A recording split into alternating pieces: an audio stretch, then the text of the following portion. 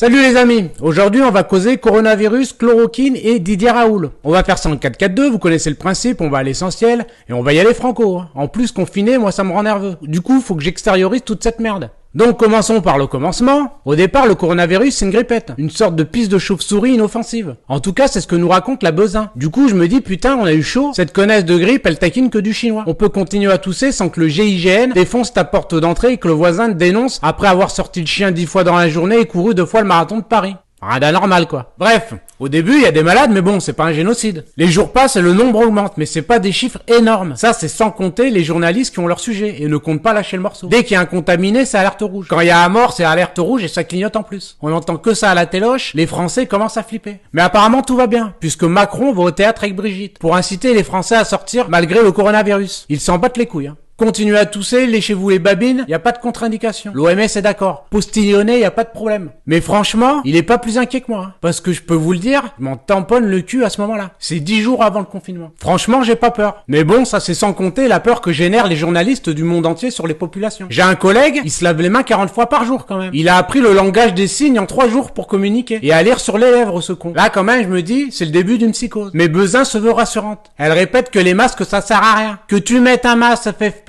ou un masque 2 €, c'est la même chose. On a une ministre, elle sait pas comment enfiler le bidule. Elle a beau tourner le bordel dans tous les sens, rien à faire. C'est un Rubik's Cube ce truc. Donc forcément, elle est ministre et elle galère. Donc toi qui fais partie de la populace, c'est juste pas possible. Ça paraît simple comme ça. Mais non, c'est plus difficile que d'enfiler un slip apparemment. Autre information importante, dans la culture chinoise, le ciel donne un mandat à l'empereur pour gouverner ses sujets. Lorsqu'il le retire, une catastrophe s'abat sur le pays. Épidémie, tremblement de terre et tout le tintouin. Ça paraît con mais le mec y croit. Il a contraint la population de Wuhan à rester confinée chez elle. Il construit en quelques jours des hôpitaux, envoie des équipes dans chaque maison, prendre la température de chaque habitant, à traiter les personnes infectées au phosphate de chloroquine, emballer c'est peser, y a plus rien à voir, vous pouvez circuler. Forcément, quand Pernod te monte au trésor un hôpital se construire en 10 jours, c'est impressionnant. Même moi, je me dis, putain, il y a anguille sous roche. Chérie, prépare le caddie, faut faire un stock de PQ pour pas mourir de faim. Car comme vous le savez tous, c'est le b.a.-ba du survivaliste que d'acheter du PQ quand on risque de mourir de faim à cause de la pénurie. Donc moi et ma femme, en bon survivaliste qu'on est, on rentre dans le premier Leclerc qu'on trouve. Et là, la guerre commence. Il y a une vieille qui a la main sur le rouleau de PQ Moltonel de chez Lotus, l'autre elle croit qu'on est dans le monde d'avant. Celui de la courtoisie où elle pouvait se permettre de passer devant toi à la caisse l'air de rien. Grosse erreur d'appréciation de la vieille. Coup de tête balayette, ma femme la termine à coup de latte, clé de bras en hyperextension, étranglement, et on rentre à la maison tout content d'avoir échappé à l'impossibilité de nous torcher le cul. Même si entre-temps on a un peu oublié d'acheter de la bouffe. On se rendra compte un peu plus tard qu'il n'y avait pas de pénurie. Mais bon, mieux vaut prévenir que guérir,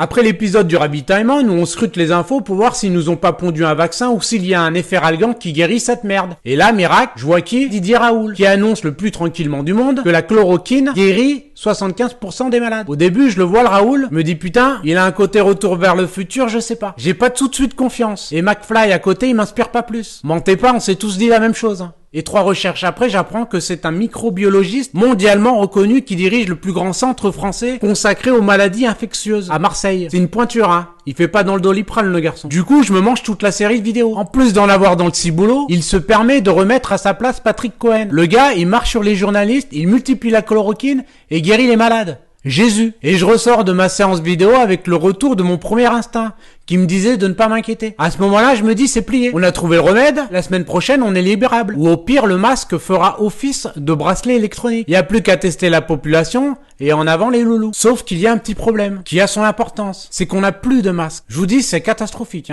Plus t'avances, plus tu t'enfonces. Ce gouvernement, c'est une catastrophe. Bref, en 2011, il y avait près d'1,5 milliard de masques, dont 600 millions de masques FFP2. Marisol Touraine nous assure qu'en 2017, il restait 754 millions de masques chirurgicaux et 75 millions d'FFP2 en 2015. Et Olivier Véran nous rapporte qu'en début de la crise du coronavirus, il y avait 117 millions de masques chirurgicaux et 0 FFP2. Et en bon mathématicien qu'on est, on pose l'opération, 754 moins 117 égale 637. Où sont passés ces 637 millions de masques restants? Personne le sait. Est-ce qu'on les a envoyés à la Chine? On ne sait pas. C'est le flou total. Résultat des courses, en 10 jours, la Chine a construit 2 hôpitaux de 2500 lits. Nous, en 10 jours, on n'avait même pas encore terminé de monter 3 tentes militaires sur un parking à Mulhouse. T'as des infirmières qui fabriquent elles-mêmes leurs masques avec leurs soutifs. C'est quoi la suite? On se met un slip sur la tête? Là, il manque plus grand chose pour rentrer dans la catégorie des pays sous-développés. En tout cas, en matière de santé, on est bidon. Zéro pointé. En fait, si vous voulez, pour combattre le coronavirus, il y avait deux options. L'option 1, c'est le confinement total. Très chiant, hein, parce qu'on est enfermé toute la journée. Et pire encore, car c'est la catastrophe économique qui viendra après, qui sera pire que le virus lui-même. Ou l'option 2, c'est pas de confinement, mais avec des masques pour tous. Test individuel, fichage sanitaire, efficacité maximum. C'est comme ça que ça s'est passé en Corée du Sud, si vous voulez. Ici, le masque, c'est comme un confinement ambulatoire. Et tu peux continuer à vivre normalement. Mais quand t'as plus de masque, plus de gel, plus de tests, plus rien, tu fais l'option 1 et tu dis à la population française que l'option 2 ne fonctionne pas. Niveau incompétence, c'est extraordinaire. On est confiné parce qu'on a détruit le système de santé. C'est ça la réalité. Mais bon, encore une fois, pas de panique. Il y a la chloroquine, les gars, suffit de s'en procurer, sauf que Agnès Buzyn a classé la chloroquine en substance vénéneuse le 13 janvier 2020, quelques jours avant l'entrée du virus sur le sol français. Et pire encore, le professeur Perron nous annonce que toute la chloroquine a été volée. Les mecs ont vidé les armoires. Je sais pas vous, mais moi je suis à deux doigts de devenir complotiste.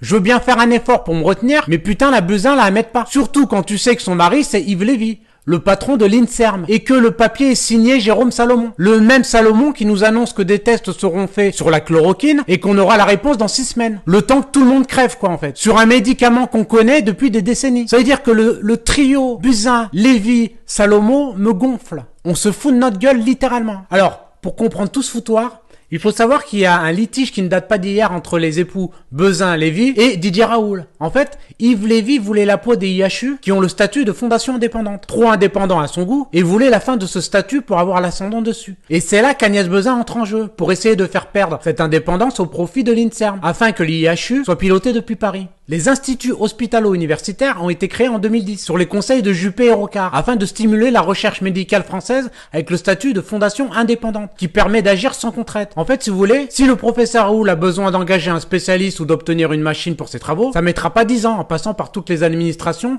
et le bon vouloir de la signature de l'INSERM par exemple. Grosso merdo, c'est ça. Et cette spécificité ne convient pas du tout à Yves Lévy, qui n'a pas la main sur l'institution. Il a pas son mot à dire en fait. Un ancien ministre lâchera même au canard enchaîné. Yves Lévy a toujours voulu la peau des IHU. C'est un enjeu de pouvoir. Alors là, tenez-vous bien. Le 2 octobre, les ministres Agnès Lévy et Frédérique Vidal font connaître leur décision dans un communiqué sur l'IHU. Les projets soumis devront proposer une gouvernance sans fondation, support afin d'associer pleinement le CHU, l'université et l'organisme de recherche. Traduction, les futurs IHU ne bénéficieraient plus du fameux statut de fondation, qui les rend si indépendants. Les ministres ont clairement tranché en faveur de l'INSERM et d'Yves Lévy. Mais là, il se passe un truc, c'est que pour éviter le conflit d'intérêts grossier, Matignon arrache le dossier des mains d'Agnès Lévy, évitant ainsi la catastrophe opportuniste du couple Lévy et de l'ex-belle-fille de Simone Veil, Agnès Buzyn. Vous comprenez pourquoi maintenant Didier Raoult n'est pas odeur de sainteté pour le couple. Et pour certains médias aussi. C'est ici que ça se passe, les gars. Vous imaginez que si ils avaient réussi leur coup, Raoult, on n'en entendrait même pas parler. Par contre, on aurait le droit à un vaccin à la con avec l'aval de l'INSERM et d'Agnès. Ça, c'est certain. Alors, petit rappel tout de même sur le professeur Didier Raoult. On est tous d'accord que c'est pas le Gad Elmaleh de la médecine. On n'est pas face à Jean-Claude Roman comme aimeraient nous faire croire les médias. C'est le meilleur infectiologue au monde. Le spécialiste mondial de la chloroquine. Donc, j'ai tendance à l'écouter. Il n'est absolument pas terrifié par cette épidémie. Et il accuse les médias d'installer une psychose. Il dira d'ailleurs, il y a dans le monde 2,6 millions de morts d'infections respiratoires par an. Vous imaginez que les 5 000, 10 000 ou même 100 000 vont changer les statistiques. Et il se pose la question, comment ce pays est arrivé dans un tel état que l'on préfère écouter les gens qui ne savent pas plutôt que ceux qui savent. Finalité, vous voyez où on en est ? On se retrouve tous enfermés comme des cons. Faut revenir à la réalité. La peur est beaucoup plus néfaste que ce virus. Sachez qu'en 2017, il y a eu 10 000 morts supplémentaires en hiver. On sait même pas si c'était de la grippe. Est-ce que les médias en ont parlé ? Non. Est-ce que vous avez eu peur ? Non. Et pourtant, on doit être aujourd'hui à 900 000 morts pour le coronavirus. Dans le monde, on doit être à 14 000 morts pour le coronavirus. Comparé aux 2,6 millions de morts d'infections respiratoires par an, ça fait une différence de 2 580 000 morts. On nage en plein délire. Et je rappelle que tous les ans, il y a 10 000 morts de la grippe.